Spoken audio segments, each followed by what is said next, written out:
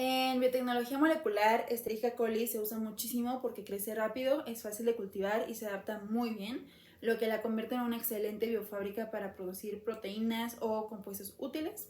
Pero no se usa cualquier Escherichia coli, se seleccionan cepas específicas según lo que se necesite, como clonación o expresión de genes, y cada cepa tiene modificaciones genéticas que la hacen más adecuada para ciertas tareas, lo que permite trabajar de forma más eficiente, precisa y segura. Por eso elegir la cepa correcta es clave para tener buenos resultados en ingeniería genética. El primer tipo de cepa que vamos a observar es la de clonación, la cual se utiliza principalmente para aumentar el número de material genético disponible a analizar. Esto se logra ya que estas cepas están modificadas para tener características como una alta transformación de exógeno, evitar la degradación o rearreglos en el ADN recombinante, reducen la actividad de endonucleasas que degradan el ADN recombinante, una propagación estable de plásmidos a lo largo del tiempo y comúnmente facilitan el screening para su análisis.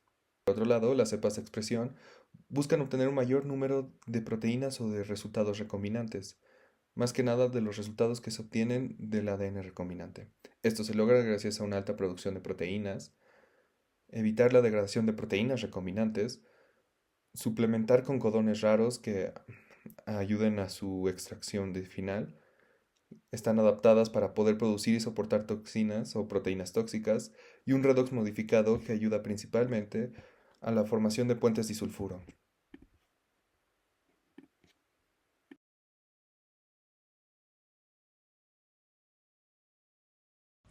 El nombre completo de esta cepa es Escherichia coli Nev 10 beta, la cual fue creada por New England Biolabs como una derivación de la cepa DH10B.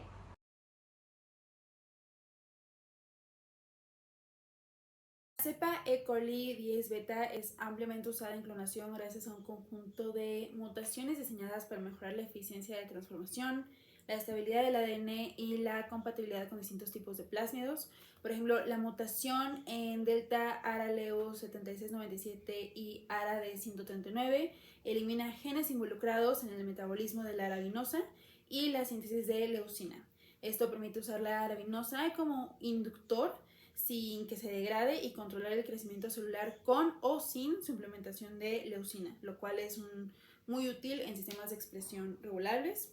La mutación en el elemento 2 elimina un receptor de la membrana externa que normalmente permite la entrada de ciertos fagos y antibióticos, confiriendo así resistencia a fagos como T1, T5 y fago 80. Esto protege a la cepa en ambientes de cultivo donde estos fagos pueden estar presentes. Las mutaciones GAL-E15 y GAL-K16 afectan el metabolismo de la galactosa. Esto no solo impide su utilización como fuente de carbono, sino que también altera la composición de la membrana externa y esto facilita la entrada de ADN externo durante la transformación. Además, GAL-K16 confiere resistencia a 2-desoxigalactosa, que puede utilizarse como un marcador de selección adicional. En cuanto a la detección de inserciones, Delta LAC X74 elimina el operón LAC por completo y el elemento 6 introduce una versión incompleta del gen LAC-Z. Esta versión codifica solo el fragmento omega de la beta-galactosidasa. Cuando una célula contiene un plásmido que aporta el fragmento complementario, o sea, el fragmento alfa, ambos fragmentos se ensamblan y restauran la actividad enzimática. Si el plásmido contiene un inserto en la región del fragmento alfa, este ensamblaje se interrumpe y no se produce la enzima activa. Así, usando XGAL se pueden distinguir fácilmente las colonias, azul si no hay inserto y blancas si el inserto está presente. La mutación REC-A1 inactiva la recombinación homóloga, lo que evite rearreglos o de lesiones en plásmidos con secuencias repetidas, ayudando a mantener la integridad de los constructos clonados. REL-A1 bloquea la respuesta rigurosa, un mecanismo adaptativo que detiene la replicación y síntesis de proteínas en condiciones de estrés nutricional. Esta inactivación permite un crecimiento más constante durante el cultivo.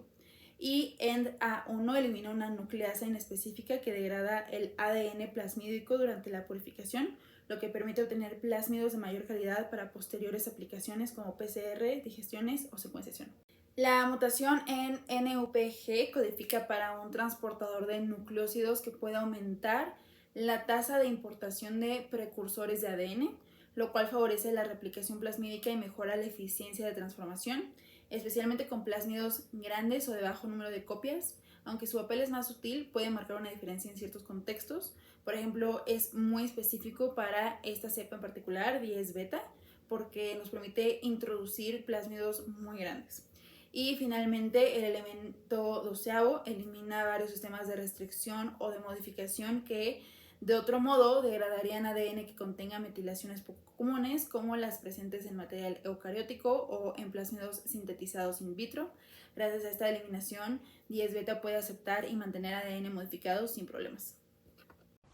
La cepa beta 10 corresponde a células de E. coli químicamente competentes. Estas fueron diseñadas para realizar con eficiencia la clonación de plásmidos grandes y VACs, así como para transformar el ADN metilado proveniente de fuentes de eucariotas, o ADN no metilado derivado de PCR, ADN complementario, entre otras. Además, para ofrecer ventajas experimentales y funcionales, en su diseño se eliminó la actividad de la endonucleasa inespecífica 1 para obtener preparaciones de plásmido de la más alta calidad. También posee resistencia al fago T1, lo que protege a la célula en procesos experimentales de la infección de dicho fago, así ofreciendo una mayor estabilidad experimental. Finalmente, mediante la alfa complementación del gen beta-galactosidasa, este permite la selección azul-blanco sin necesidad de IPTG, facilitando la identificación de colonias recombinantes. Esta cepa es compatible con una gran variedad de vectores, incluyendo plásmidos grandes y VACs. Sin embargo, para verificar su eficiencia, el protocolo de New England Biolabs utiliza el plásmido PUC19 en la transformación. Dentro de este protocolo se destaca la importancia del tiempo del choque térmico para la transformación, ya que en la primera tabla observamos una gráfica de tiempo de choque térmico de un lapso de 80 segundos contra la eficiencia de transformación, y la otra gráfica es con una duración de 30 segundos, en la cual se observa que hay una mayor eficiencia. Esto indica que el tiempo que se dejan las células en el choque térmico es determinante de la eficiencia del proceso de transformación. Otro factor importante a considerar es la temperatura, ya que las células competentes deben almacenarse a menos 80 grados centígrados, ya que éstas pierden eficiencia cada vez que se calientan por encima de menos 80 grados, incluso si no llegan a descongelarse. A su vez, si se llegaran a almacenar a menos 20 grados centígrados, provocaría que haya una disminución significativa en la eficiencia de transformación. En cuanto a su temperatura de incubación, esta debe ser de 30 grados centígrados por 24 a 36 horas, o 25 grados centígrados por 48 horas. El antibiótico utilizado para la selección depende del plásmido que se le proporciona a la cepa. Sin embargo, la compañía ofrece una tabla con las concentraciones de trabajo recomendadas para los antibióticos más comunes, como los que se presentan a continuación.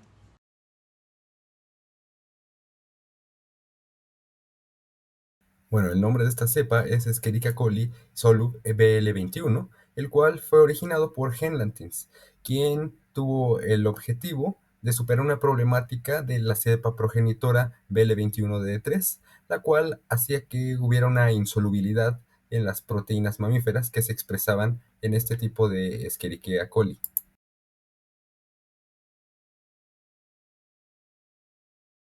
Primero, la F negativa significa que nuestra cepa no tiene un plásmido F, es decir, no tiene capacidad de conjugación, por tanto no hay transferencia de material genético y esto le brinda estabilidad.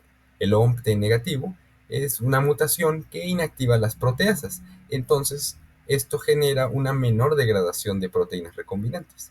De igual forma tenemos esta otra mutación, HSDSRBMB negativos, que inactiva este sistema de restricciones, mejorando así la eficiencia de transformación con nuestros plásmidos. Pero tenemos este GAL negativo, el cual es una mutación en el operón GAL. Esto va a hacer que se impida el uso de la galactosa y lo que le va a brindar una mayor regulación genética. También tenemos DSM negativo, que esto va a hacer una deficiencia en DNA citosina metiltransferasa, que va a evitar la metilación del ADN, entonces va a facilitar el uso de enzimas al no interferir. Y el sitio D3, igual, este permite que tenga una transcripción fuerte de genes bajo la operación del promotor T7. De igual forma, Genlatin sugiere que estas células se almacenen a menos 70 grados centígrados y cuando ya están en medio SOC pueden estar a 4 grados. De igual forma, para incubarse, pueden estar a temperatura ambiente por la noche y se sugiere que se coloque en el shaker a 200 revoluciones por minuto. De acuerdo al protocolo, Genlantins indica que el antibiótico que se sugiere usar es carbenicilina en una concentración de 100 microgramos sobre mililitro, pero de igual forma, AMSBio sugiere que también se puede utilizar ampicilina en la misma concentración. Su propósito biotecnológico o la razón por la que se creó principalmente fue para mejorar la expresión soluble de proteínas recombinantes, más que nada de su predecesor, la BL21-DE3. Permitir la expresión de proteínas tóxicas o difíciles era esencial para lo que son los procesos en los que se pretendía utilizar, ya que muchas proteínas eran tóxicas para su huésped, así que la producción de este tipo de cepa tenía como propósito generar un mayor rango de proteínas a utilizar y analizar. Esta cepa de expresión nos ofrece enormes ventajas en muchos campos, como se ha podido ver a lo largo de su experimentación, principalmente en las proteínas, ya que mejora la solubilidad de proteínas recombinantes difíciles o proteínas que antes eran tóxicas o propensas a producir una intoxicación en sus huéspedes o formar agregados a otras cepas. También disminuye la degradación de proteínas recombinantes en el tiempo y mejora su estabilidad. Tiene una mayor eficiencia de transformación incluso con ADN metilado y ofrece una alta eficiencia de transformación por unidad formadora de colonia en unidades químicamente competentes o electrocompetentes. También es muy compatible con varios vectores y se ha observado que es relativamente simple de utilizar. Aunque tenga muchas ventajas, tampoco hay que ignorar sus muy evidentes desventajas. Y la principal y la que desencadena muchas otras es una falta de transparencia en torno al funcionamiento de sus mutaciones.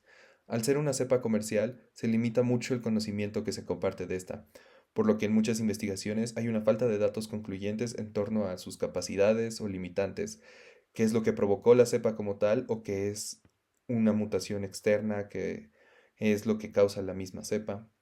Al no compartir sus mutaciones y cómo es que éstas afectan sus propiedades, hay una falta de datos enorme en torno a cómo es que esta cepa actúa.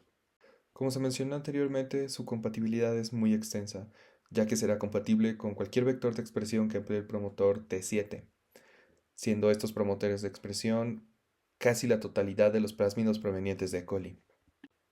Pasando a las aplicaciones prácticas de estas cepas, tenemos que la cepa beta 10 es utilizada principalmente para la preparación de ADN plasmídico de alta calidad, y recordando su propósito como cepa de clonación, se tiene que esta cepa ha sido utilizada para clonar ADN plasmídico de grande cantidad y también para cromosomas artificiales bacterianos. También se utiliza para una transformación eficiente de ADN metilado y no metilado, haciendo esta cepa muy útil para grandes cantidades de ADN plasmídico y diversas cantidades de ADN plasmídico para contener y para su futuro análisis. Continuando con las aplicaciones prácticas de SOLU-BL21, en la literatura revisada se utiliza para expresar una alta gama de proteínas recombinantes que antes no eran posibles de producir, principalmente porque la producción que se utiliza es de proteínas tóxicas o difíciles de expresar en un ambiente huésped. Esto también nos lleva a su tercer uso más frecuente, que es los estudios estructurales y funcionamiento de proteínas, principalmente de las proteínas tóxicas o difíciles de producir previas a esta cepa. Bueno, y aquí una comparación entre ambas cepas es que beta 10 nos va a servir para clonar genes o plásmidos un poco más grandes, llegando hasta VACs, así como también construir algunas genotecas e incluso la clonación de ADN metilado, mientras que Sol BL21 nos va a servir para hacer una producción a gran escala de proteínas recombinantes, igual expresarlas, incluso si son tóxicas. También se pueden hacer ensayos estructurales de algunas proteínas y se tiene que hacer en producción en medios mínimos, M9, el cual GenLatin indica su concentración para que éste tenga una buena efectividad y un buen rendimiento.